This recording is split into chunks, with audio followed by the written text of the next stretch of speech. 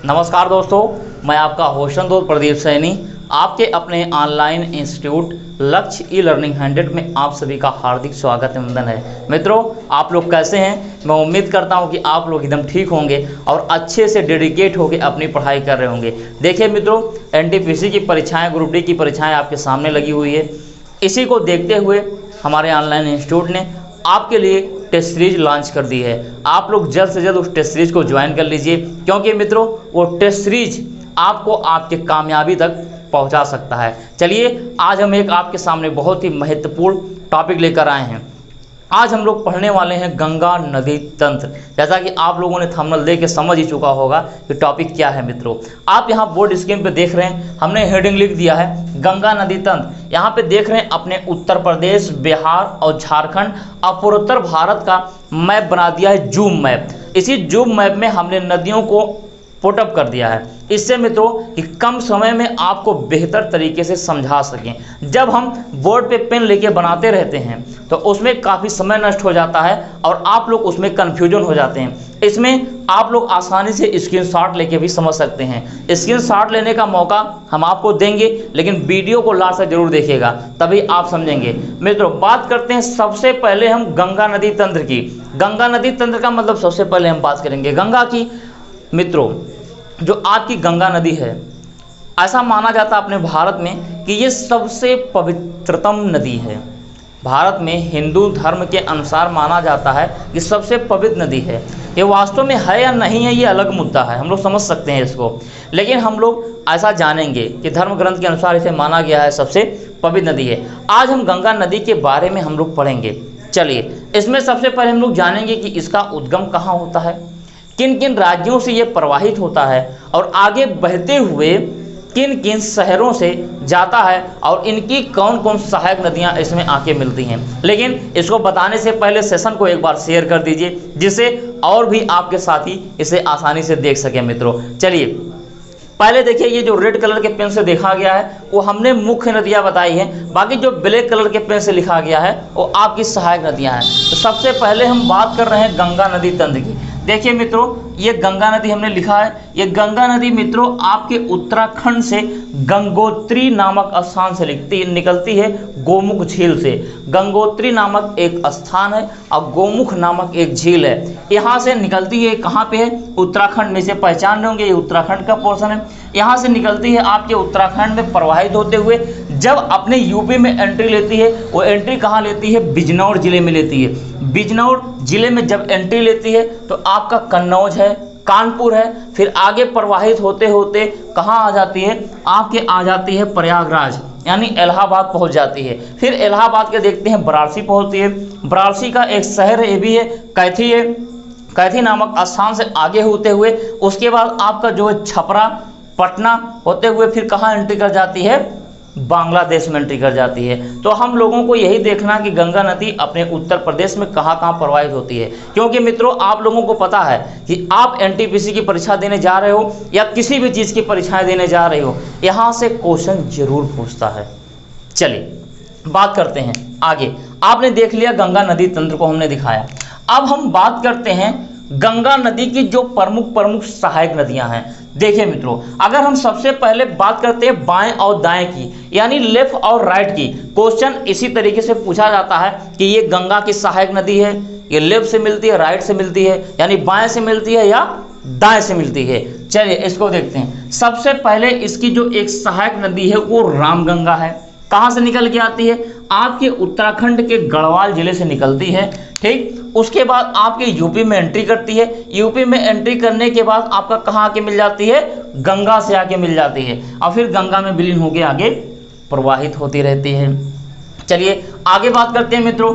अब हम देखते हैं एक नदी और, ये आपके हिमालय के एक पर्वत से भी निकल के आता है, चोटी से एक प्रवाहित होता है। जब आता है तो उत्तराखंड और नेपाल पे कुछ दूर सीमा रेखा निर्धारण करता है। उसके बाद आपके यूपी में एंट्री करता है। जैसे काली नदी आपके यूपी में एंट्री करती है, तुरंत इसका नाम क्या चेंज हो जाता है? इसका नाम हो जाता है शारदा।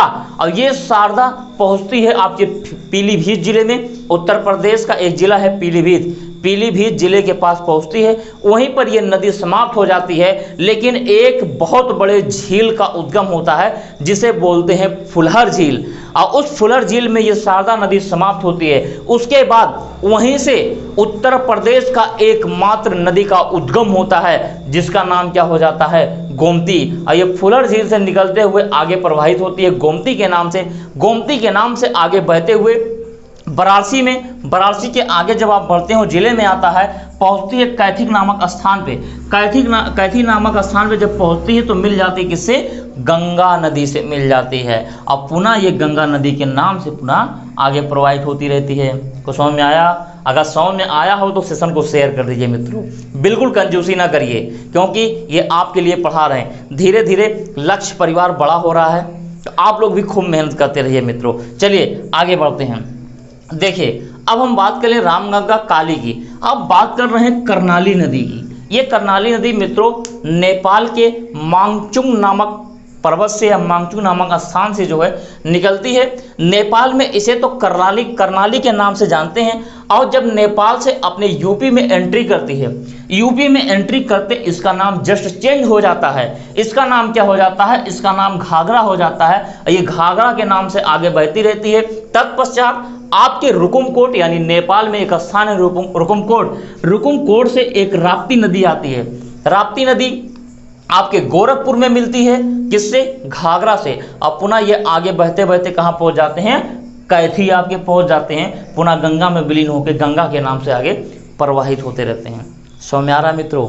जी हाँ, आप लोग समझते रहिए, ये टॉपिक बहुत इंपॉर्टेंट होने वाला है आज का। चलिए इतना आपको समझ में आ गया। अब हम बात कर लेते हैं यहाँ की एक नदी। देखिए ये सब नेपाल के सीढ़ियों से ही नदियाँ सब निकल के आ रही हैं, ऊपर वाली जो है। बात कर रहे हैं गंडक नदी की। ये गंडक नदी मित्रों ये भी आपके नेपाल के सीढ़ी से निकल के आता है, यूपी में एंट्री करता है, उसके बाद आपके घूम के बिहार में चला जाता है और छपरा के पास गंगा से मिल जाता है। इसी तरह बागमती नदी है, आपके आती है नेपाल से ही, कहाँ मिल जाती है, यहाँ पे छपरा में। उसके बाद देखते हैं बूढ़ी गंडक, कोसी, सप्तकोसी, महानंदा और तीस्ता लास्ट में। लेकिन जो आपका महानंदा तक है, महानंदा वाली सारी नदियां यहाँ की कहाँ मिलती हैं, आके बिहार में, यानी पटना नामक स्थान, छपरा नामक स्थान पे मिल जाती हैं। लेकिन इन नदियों में जो एक सबसे खास नदी है मित्रों वो कोसी नदी को जो है बिहार की शोक नदी कही जाती है।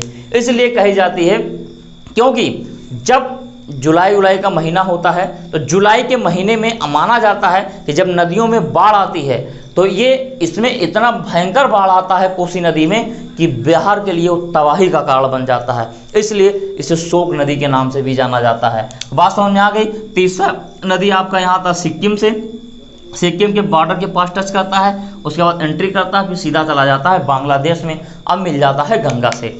इसके बाद आगे की जो चीज़ें हैं वो हम आगे वीडियो में जिक्र करेंगे, फिलहाल आप इतना ही समझिए। चलिए अब हम बात कर रहे हैं एक नदी की और। मित्रों ये चीन की एक प्रमुख नदी है जो ऊपर प्रवाहित हो रही है, निकलती तो है हिमालय के श्रेणी से ही, ठीक। ये आंगसी जलाशय से निकलती है। कहाँ से निकलती है? आंगसी जलाशय से निकलती है। ये आपके चीन में प्रवाहित होते हुए आगे बढ़ती है। चीन में प्रवाहित होते हुए जब आगे बढ़ती है तो पहुंचती है यहाँ पे पासीघाट के पास। अपने भारत में यहीं पर एक स्थान है जिसे बोलते हैं पासीघाट। कौन सा घाट मित्रों? पासीघाट। इसी पासीघाट के पास जब पहुंचती है तो भारत में यानी अरुणाचल प्रदेश में एंट्री करती है, तब इसे सीतांग और दिहांग के नाम से जानते हैं। हालांकि जब मैं ब्रह्मपुत्र नदियाँ आपको पढ़ाऊंगा तो वहाँ पे डिटेल में बताऊंगा क्या कहते हैं इसे, फिर आगे समझिए। फिर ये ब्रह्मपुत्र के नाम से आगे बढ़ती है, उसके बाद असम से जब छोड़ती है बांग्लादेश में एंट्री करती है, अब बांग्लादेश में पुनः वो गंगा से मिलके आगे प्रवाहित रहती है। एकदम समझ विकसित करिएगा। और इसके पहले जो हमने सिंधु नदी आपको बताया था, उस सिंधु नदी को देखना ना भूलिएगा मित्रों, क्योंकि आप वहीं से बहुत बेहतरीन तरीके से समझ सकते हैं। चलिए उसके बाद बात करते हैं आगे। यहाँ देखते हैं मित्रों, अब बात करते हैं यमुना नदी की। अगर पूछता है कि यमुना नदी का उद्गम कहाँ से होता है मित्रों, यमुना नदी का उद्गम उत्तराखंड के यमुनोत्री नामक स्थान से होता है। जिला अगर पूछे तो चमोली जिला आप बताएंगे। आप देख रहे हैं उत्तराखंड में जब ये प्रवाहित होता है, उत्तराखंड में प्रवाहित होते हुए आपका एंट्री कर जाता है कहाँ पे, सहारनपुर में एंट्री कर जाता है। उसके बाद आपके यूपी में आगे बढ़ता है, विभिन्न जिलों से होते हुए पहुंचता है आपका, देखिए जो प्रमुख जिले हैं वही प्रमुख जिले को केवल मैंने दर्शाया है, बाकी जिलों को नहीं दिखाया है, क्योंकि इतना टिपिकल क्वेश्चन नहीं पूछता है। चलिए बाकी आप लोग समझदार हैं, हमने मार्गदर्शक कर दिया आपको। अब देखिए आगरा नामक स्थान पे पहुंचता है, फिर हमीरपुर जिले से आगे प्रवाहित होते हुए कहाँ जाके मिल जाता है, प्रयागराज में यानी इलाहाबाद में मिल जाता है मित्रों। तो आपने देखा गंगा नदी और यमुना नदी दोनों कहाँ मिलते हैं, आपके इलाहाबाद में। अब क्वेश्चन पूछता है भारत की सबसे लंबी नदी कौन है, तो भारत की सबसे लंबी अगर कोई नदी है तो आपकी गंगा नदी है। कितनी लंबाई है आप वो हमारे कमेंट बॉक्स में बताएंगे। और अगर पूछे भारत की सबसे गहरी नदी कौन सी है, तो भारत की सबसे गहरी नदी यमुना नदी है। लेकिन आप गंगा की लंबाई और यमुना की लंबाई दोनों आप हमारे कमेंट बॉक्स में जरूर बताएंगे। मैं उम्मीद करता हूं कि आप लोग जवाब जरूर देंगे। चलिए आगे बढ़ते हैं, अब देख लेते हैं इसकी सहायक नदियां कौन कौन सी हैं यमुना नदी की। मित्रों आपका देखते हैं ये राजस्थान है, नीचे राजस्थान से इधर जो नदियां आके मिलती हैं, एक नदी है गंभीर। गंभीर नदी आपके मथुरा में एंट्री करती है, उसके बाद आके मिल जाती है यमुना में। ये मथुरा हमने यहाँ लिख दिया, सॉरी, मथुरा आपका यहाँ पे है, ठीक। मथुरा के पास कहाँ मिल जाती है, यमुना से मिल जाती है। बात करते हैं बनास। बनास नदी भी आके यमुना से मिलती है, लेकिन अगर क्वेश्चन पूछता है लेफ्ट से मिलता है या राइट से मिलता है, तो आप देख लीजिए नदी का प्रवाह इधर है तो हम क्या कहेंगे, राइट से आके मिल रहा है, यानी दाहिने से आके मिल रहा है। तो हमने गंभीर देखा और बनास देखा। एक बात कर रहे हैं चंबल की घाटी। चंबल की घाटी से आप देखे होंगे एक नदी निकलती है चंबल। चंबल नदी आपके यूपी में एंट्री करती है, यमुना से मिल जाती है, यानी यमुना की सहायक नदी ये भी है। लेकिन चंबल की भी सहायक नदियां हैं दो, क्या है, एक है काली और दूसरा है सिंध। देखिए चंबल की एक सहायक नदी काली है, काली की सहायक नदी आपकी सिंध है, लेकिन चंबल की एक सहायक नदी क्या है, पार्वती है। याद कर सकते हैं काली सिंध पार्वती, ठीक है। पार्वती जी कैसे थी, काली थी, और सिंध को जोड़ लेना। चलिए आगे देखते हैं सिंध नदी। ये देखिए सिंध एक काली की सहायक नदी है, जबकि एक यमुना की सहायक नदी भी सिंध है। ये आपके यूपी में औरैया जिले में एंट्री करती है और यमुना में जाके मिल जाती है। समझ में आ रहा हो तो सेशन को शेयर कर दीजिए। हाँ आपको एक जानकारी ये दे देते हैं कि जो टेस्ट सीरीज चलाई जा रही है उस टेस्ट सीरीज को आप लोग बहुत जल्द से जल्द ज्वाइन कर लीजिए, क्योंकि काफ़ी बच्चों ने ज्वाइन कर लिया है, उसका आनंद वो उठा रहे हैं। तो आप लोग भी चूकिए नहीं, जल्द से जल्द जुड़िए और उसका आनंद उठा लीजिए मित्रों, क्योंकि एक चूक आपको बहुत पीछे कर सकती है और एक मेहनत आपको बहुत आगे ले जा सकती है। हम कहते हैं न संघर्ष न तकलीफ तो क्या मज़ा है जीने में, बड़े बड़े तूफान थम जाते हैं जब आग लगी हो सीने में। तो मित्रों आपके अंदर एक जज्बात होना चाहिए, कुछ पाने की एक ललक होनी चाहिए। और हाँ हमारे यहाँ NTPC की फ्री व्हाट्सएप ग्रुप बनाई गई है, जिसमें आपको इंस्टीट्यूट के सारे टीचर्स आपको बराबर जो है मिल के आपके साथ सहायता करते रहेंगे, आपके हर प्रश्नों का जवाब देते रहेंगे। उसके लिए व्हाट्सएप ग्रुप से जुड़ने के लिए ये नीचे जो स्क्रॉलिंग में नंबर देख रहे हैं, इन नंबरों पे आप व्हाट्सएप करिए, अब बोलिए NTPC ग्रुप में हमें ऐड कर दीजिए। सीधा ऐसे लिखिए, सिंपल, कोई दिक्कत नहीं। और अगर किसी भी प्रकार की कोई जानकारी लेनी हो आप हमारे इन नंबरों पर कॉल कर सकते हैं, हमारे काउंसलर से आपकी बात हो जाएगी। चलिए बात करें आगे बेतवा और धसान। बेतवा, ये देखिए बेतवा नदी एक आती है, बेतवा की एक सहायक नदी है धसान, ये आपके ललितपुर में एंट्री करती है और यमुना में आके मिल जाती है हमीरपुर के पास में। उसके बाद यहाँ देख रहे हैं एक नदी केन नदी आती है जो बांदा के पास से एंट्री करती है, यमुना से भी मिलती है। सिरसा नदी आपके नीचे से यहाँ देख रहे हैं, तमसा नदियाँ देख रहे हैं, समझ में आया। अब एक लास्ट नदी की और हम बात करने वाले हैं, बात कर रहे हैं यहाँ अमरकंटक की। कहाँ की, अमरकंटक, जो आपके मध्य प्रदेश में अमरकंटक है। अमरकंटक के पहाड़ी से एक नदी निकलती है जिसका नाम है सोन नदी। ये सोन नदी नाम क्यों पड़ा, क्योंकि ये सोनभद्र जिला है, इसी सोनभद्र जिले से होकर सोन नदी आपकी गुजरती है। तो यहाँ पे देख रहे हैं इधर अगर देखा जाए तो दाहिने से आके यानी राइट साइड से आके मिल रही इसकी एक सहायक नदी उत्तरी कोयल, और यहाँ पे सोनभद्र में एक नदी आके मिल रही है जिसका नाम क्या है, रिहंद है। उसके बाद सोनभद्र देखिए यहाँ MP है, यूपी में एंट्री की और बिहार में एंट्री कर जाती है, यानी झारखंड और बिहार में एंट्री कर जाती है, ठीक है। अब आके पटना में कहाँ मिल जाती है, गंगा से मिल जाती है। तो मित्रों मैं उम्मीद करता हूँ ये सेशन आपको बहुत अच्छा लगा होगा और अधिक से अधिक लोगों के पास इस सेशन को शेयर जरूर कर दीजिएगा। मित्रों शेयर करना ना भूलिएगा। अगर आप अभी तक हमारे चैनल को सब्सक्राइब नहीं किए, नीचे रेड कलर के बटन दिख रहे हैं, उसको दबा के चैनल को सब्सक्राइब करें और बेल आइकन को प्रेस करें। ठीक है मित्रों, स्क्रीनशॉट लीजिए, फिर आप बात कर लेते हैं।